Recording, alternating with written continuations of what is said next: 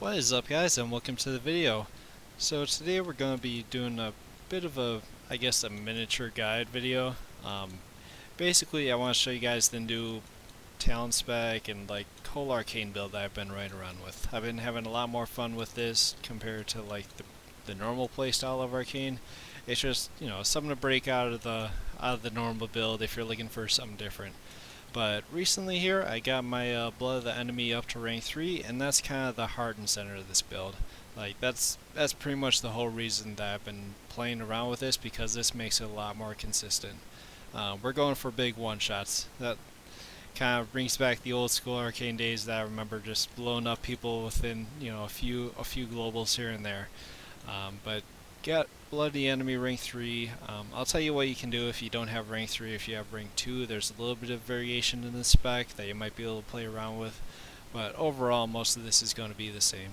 So obviously Bloody Enemy rank 3 is primary, and Essence of the Focusing Iris as a secondary. I'm just picking this up for the haste. It really is, nice to have a lot of that haste just kind of sitting in your back pocket. But it really does help the build out, and Arcane just lives off of haste, and even in this build we still want to go for a lot of haste.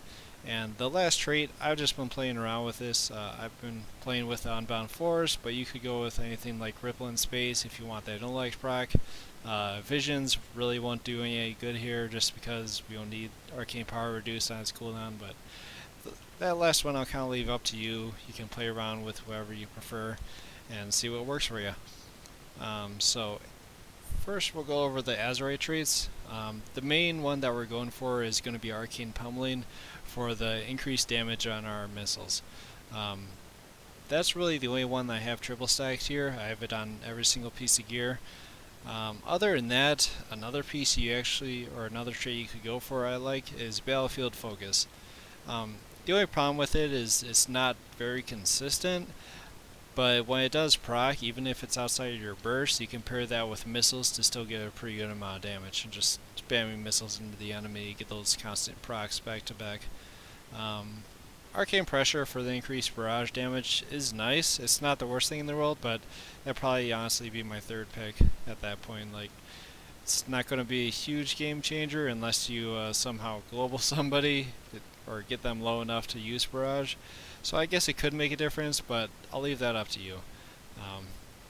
The only other thing you definitely want to go for is, I only have one of these right now, but quick thinking, it's just so handy of a trait right now. Even though it's been nerfed to the ground, it's still really nice to have that little bit of heal you can just spam in a battleground.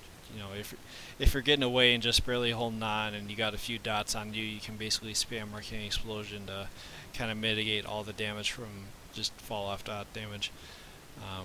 But yeah, let's go for the talents next. Obviously we're going with overpowered. We just need as much damage as we can get inside a short window. We're not going for consistency here.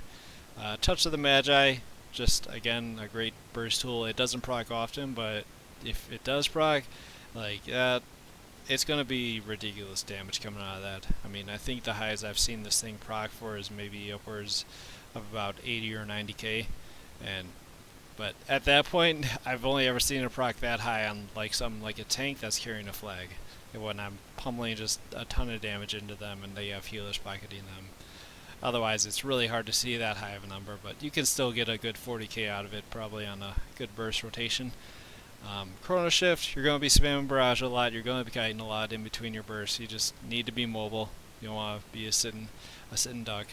Charged Up, just need something to get on demand arcane charges since we don't have orb, and you don't want to be spamming Arcane Explosion all day. Now next here, Encounters Flow. For my build, 99% of the time I'm going to be running Encounters Flow, and I know you're probably thinking is like, why don't you run Rune of Power? Like, we're going for big one shots. But the only problem I'll actually show you here is with Rune of Power and Blood of the Enemy rank 3. Blood of the Enemy rank 3, as soon as you pop it, you have a 5-second window to get that increase in your critical hit damage. Which that 5-second window goes fast. And even if I just pop Blood of the Enemy and Arcane Power, I'd be lucky to get maybe my 2 instant cast Presence of Minds off.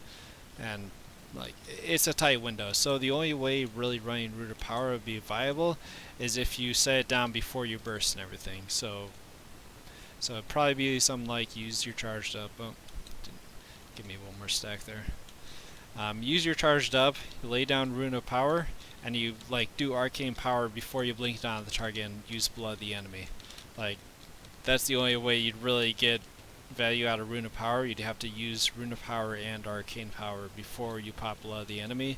But the only thing I hate about that is you're losing a lot of the time in your burst. That's really the only reason, because otherwise, yeah, if you plop Blood of the enemy, use your Rune of Power, by the time you get Rune of Power down, you could do like one Presence of Mind Arcane Blast, and that's it. And then your critical strike, the damage would be gone. You still have the critical strike on the target, you know, the increased chance for the full 10 seconds, but it's kind of wasting the main thing you're getting from rank 3 Blood of the enemy. So I just really don't care to run with Rune of Power that much. It's a really hard YOLO because you have to pop everything beforehand, you know, get on top of the enemy and do Blood of the enemy, then get back to your Rune of Power and get a full hard cast off. It feels real clunky. So I just like go with Encounter's Flow for a clean setup. Shimmer obviously, and then we're going with Amplification.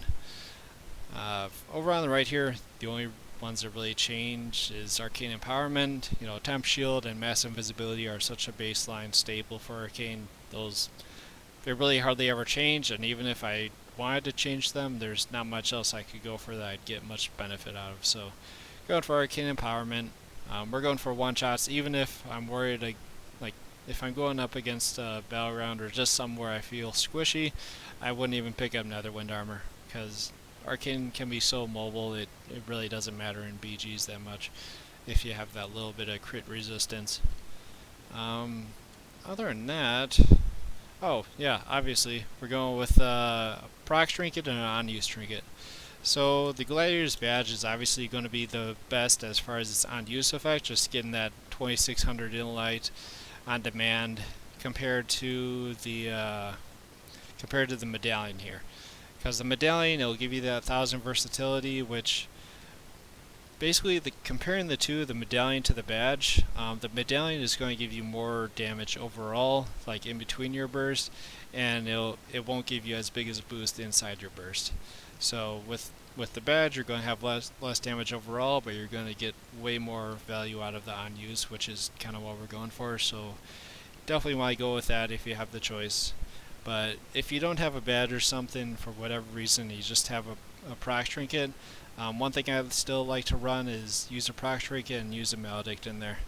Maledict can still be pretty nice for, you know, just besides the raw damage, it is a nice healer killer. Even if a healer dispels it, that's like one more global, like mid-year burst that they have to spend to dispel it off of them, while you're just pumping more damage into them. So Maledict isn't the worst thing in the world, but it's definitely not as fun just having that raw intellect.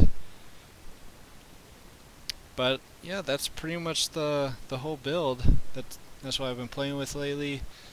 Oh, and obviously the last thing here I should probably cover is your stat priority. So haste is still top. Go for a critical strike as my second one, and then mastery is pretty much garbage. I try and take as little as I can, but if I get a piece that has mastery and haste compared to a piece that has versatility and crit, I usually go with haste mastery 1 if the haste is, you know, the dominant stat. But other than that, versatility is not a terrible stat to have. If you get a little bit of here and there, that's fine. It's still gonna be just raw damage output, but I try to keep my critical strike chance, you know, at least above, like, even 22% right now feels a little low. I do have some leggings I can swap out and sacrifice a little bit of haste here, but you know, try to get to 22 to 25 is probably a pretty comfy range. That way when you use Blood of the enemy, it's pretty close to 50% crit chance. But that's it. So I hope you guys kind of enjoy this little build, have some fun around with it, and these last few clips here will just kind of be me showing what you can do with it in like all different scenarios, whether it's BGs, arenas, and what have you. So till next time, this is Spart out.